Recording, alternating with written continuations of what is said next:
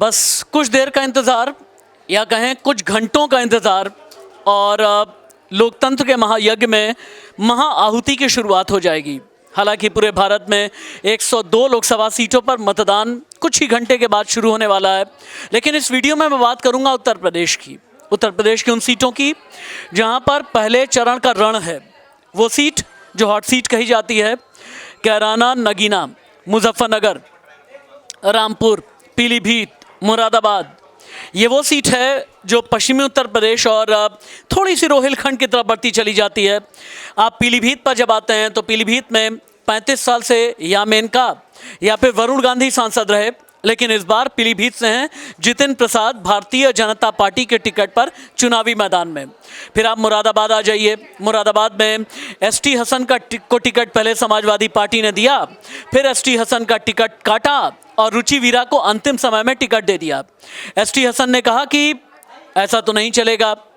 मैंने खुद एसटी हसन का इंटरव्यू किया तो उन्होंने लगभग डायरेक्टली ये कह दिया कि रुचि वीरा के समर्थन में वो नहीं है। अखिलेश यादव एसटी हसन को मना नहीं पाए। क्या एसटी हसन की नाराज़गी का खमियाजा समाजवादी पार्टी को उठाना पड़ेगा?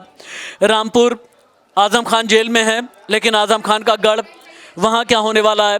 मुजफ्फरनगर 10 साल से सांसद हैं डॉक्टर संजीव बालियान और केंद्रीय मंत्री भी हैं। मुजफ्फरनगर की जनता क्या कहती है? हर एक लोकसभा सीट की नब्ज़ टटोली है खुद दानिश ने। दानिश, एक एक करके एक बार समझाना, कैराना, मुरादाबाद, मुजफ्फरनगर, पीलीभीत, रामपुर, इन सभी जगह की जो सियासी फ़िज़ा है क्या कहती है? सबसे पहले दर्शकों को हम बताना चाहेंगे कि ये इलेक्शन बहुत ज़्यादा इंटरेस्टिंग हो गया है, क्योंकि 2019 के और 2024 में अगर देखा जाए तो काफ़ी फ़र्क नज़र आ रहा है। 2019 में जब चुनाव हुए थे तो उस वक्त इन 8 सीटों में से 5 पर विपक्षी पार्टी मतलब बीजेपी के अगेंस्ट गई थी और सिर्फ 2 सीटों पर माफ़ कीजिएगा 2 सीटों पर बीजेपी की जीत हुई थी। उसमें से पीलीभीत और मुजफ्फरनगर और कैराना शायद तीन सीट, बाकी जगहों पर उनको हार मिली थी। अब ऐसे में जब सपा बसपा दोनों अलग लड़ रहे हैं, आरएलडी उनके खेमे में, बीजेपी भी खेमे में जा चुकी है, ऐसे में जो सियासी पश्चिमी उत्तर प्रदेश में जो जाट लैंड कहा जाता है उनका वोट प्रभाव किस तरीके से पड़ेगा और उन वोटों से ज़्यादा मुस्लिम का वोट किस तरफ जाएगा? एक तरफा सपा की तरफ जाएगा या बीएसपी की तरफ जाएगा? कहना क्या चाहते हैं ना दानिश, कहना ये चाहते हैं कि 2019 से लेकर के 2024 तक 5 साल में काफ़ी कुछ बदला है। 2019 में समाजवादी पार्टी और बहुजन समाज पार्टी साथ में थी, लेकिन इस बार राहुल गांधी, अखिलेश साथ में हैं। वही यूपी के लड़के जो 2017 विधानसभा चुनाव के दौरान साथ आए थे लेकिन फेल हो गए थे। आरएलडी, जयंत चौधरी एनडीए में है।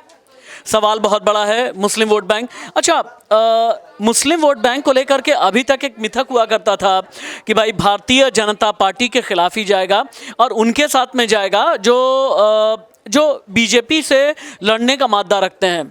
लेकिन पिछले 10 साल में पश्चिमी यूपी में ये मिथक कितना टूटा? प्रधानमंत्री नरेंद्र मोदी का जो मोदी मैजिक है, इसे लेकर के पश्चिमी यूपी की जनता क्या सोचती है?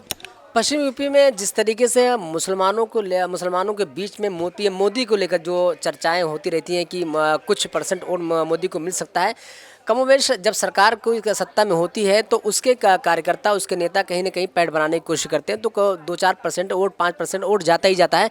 लेकिन जिस तरीके से 10 साल में जो सबका साथ सबका विकास का जो नारा था, वो शायद अभी तक मुसलमानों के दिल में वो बातें अब तक वो घर नहीं कर पाई हैं, वो विश्वास नहीं जीत पाई है बीजेपी, जिसको लेकर मुसलमान एक तरफा या 40% या 60% के आसपास वोट करे। ऐसा बहुत मुश्किल लगता है कि अब एक एक करके हम देख लेते हैं।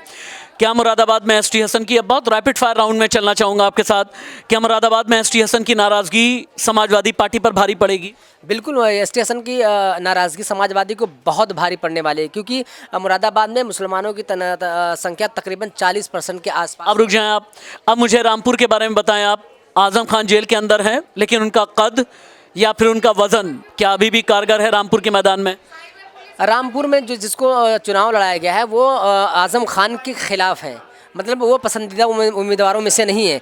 इसी वजह से ना अखिलेश यादव ना ही कांग्रेस की तरफ से कोई बड़ा लीडर वहाँ पर प्रचार करने गया। अब मुझे बताएं आप पीलीभीत के बारे में। 35 साल से या मेनका गांधी या वरुण गांधी सांसद रहे, इस बार जितिन प्रसाद अपनी किस्मत आजमा रहे हैं, वो जितिन प्रसाद जो कांग्रेस से आए।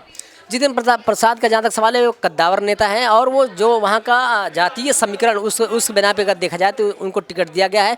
लेकिन वरुण गांधी की नाराज़गी और उनको टिकट ना देना, ये आने वाला भविष्य बताएगा। मुजफ्फरनगर में डॉक्टर संजीव बालियान कितना अच्छा लड़ रहे हैं, क्योंकि डॉक्टर संजीव बालियान 10 साल से सांसद भी हैं और इसके अलावा केंद्रीय मंत्री भी हैं।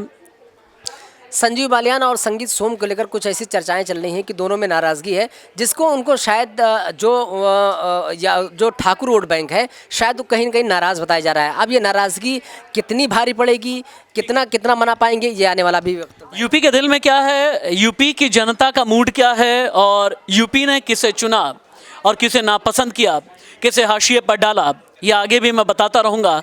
4 जून को नतीजे सबसे तेज़ आएंगे।